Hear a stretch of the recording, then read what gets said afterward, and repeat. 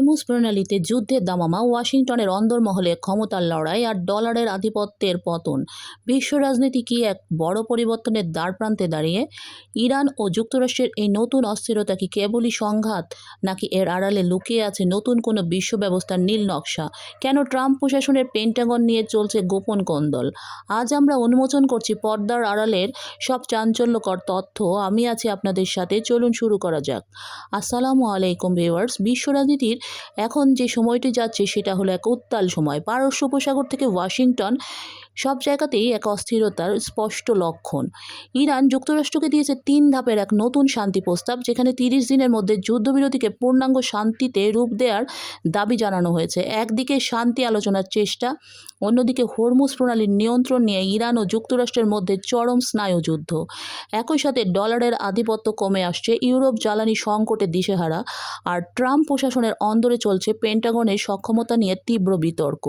ঠিক কোন পরিণতির দিকে যাচ্ছে বিশ্ব, আজ আমরা সেই বিষয়েই কথা বলার চেষ্টা করব, কারণ পর্দার আড়ালের এই ঘটনাগুলোই নির্ধারণ করবে আমাদের আগামীর ভূ রাজনীতি।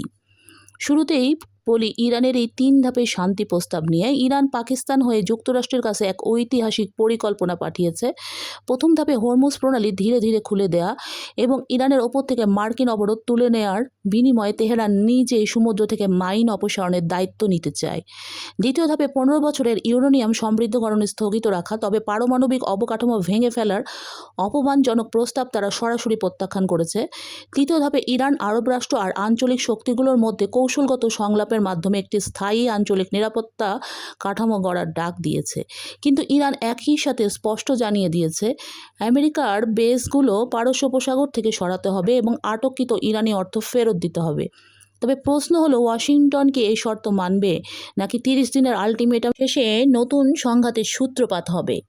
দেখা যাক কি হয়। তবে বিশ্ব অর্থনীতির আরেকটি বড় খবর নজর দিন, সেটি হলো চীন ও ইন্দোনেশিয়া ডলারকে এড়িয়ে সরাসরি কিউআর পেমেন্ট ইন্টিগ্রেশন চালু করেছে। ইন্দোনেশিয়ার কিউআরআইএস সিস্টেমের মাধ্যমে এখন লেনদেন হচ্ছে সরাসরি রুপিয়া বা ইউয়ানে। চীন সরকার তাদের বড় বড় রিফাইনারি কোম্পানিগুলোকে মার্কিন নিষেধাজ্ঞা না মানার কঠোর নির্দেশ দিয়েছে। এমনকি হেলি পেট্রোকেমিক্যালের ওপর যুক্তরাষ্ট্রের নিষেধাজ্ঞা চীন সরাসরি অবৈধ বলে প্রত্যাখ্যান করেছে।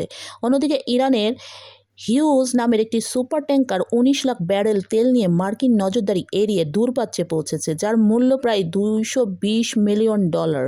এটি বুঝিয়ে দেয় নিষেধাজ্ঞা দিয়ে ইরানকে আটকে রাখা সম্ভব নয়, এমনটাই বলছেন বিশ্লেষকরা। ওয়াশিংটনের অন্দরমহলের খবর আরও ভয়াবহ, এমনটি জানা গেছে বিভিন্ন রিপোর্ট থেকে। দ্য আটলান্টিকের প্রতিবেদন বলছে, ভাইস প্রেসিডেন্ট জেডি ভ্যান্স ও প্রতিরক্ষামন্ত্রী পিট হেগসেথের মধ্যে তীব্র দ্বন্দ্ব চলছে। পেন্টাগনের তথ্যের সত্যতা নিয়ে ভ্যান্সের স্পষ্ট সন্দেহ। তিনি মনে করেন ক্ষেপণাস্ত্র ভাণ্ডার খালি হওয়ার বিষয়টি আড়াল করা হচ্ছে। পেন্টাগনের অসীম অস্ত্র ভাণ্ডারের দাবিকে ভ্যান্সের উপদেষ্টারা বিভ্রান্তিকর বলছেন। এ ক্ষমতার লড়াইয়ের প্রভাব পড়েছে সরাসরি ট্রাম্পের জনপ্রিয়তায়। জ্বালানির দাম বৃদ্ধির ফলে জরিপে তার অনুমোদন এখন সর্বনিম্ন 22% নেমে এসেছে। আর এই অস্থিরতার মধ্যেই জার্মানি থেকে 5,000 মার্কিন সেনা প্রত্যাহারের পরিকল্পনা মিত্র দেশগুলোতে বিস্ময় সৃষ্টি করেছে।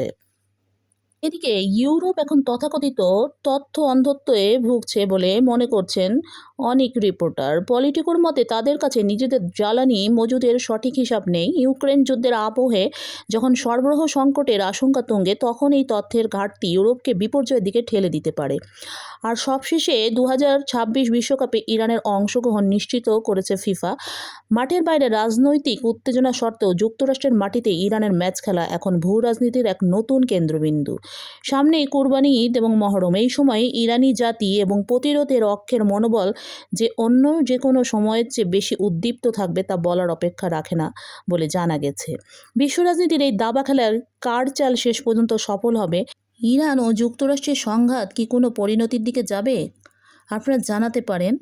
এইসব তথ্য সব বিশ্লেষকদেরই, আমাদের নিজস্ব কোনো মতবাদ নাই, তাই আপনাদের জানালাম।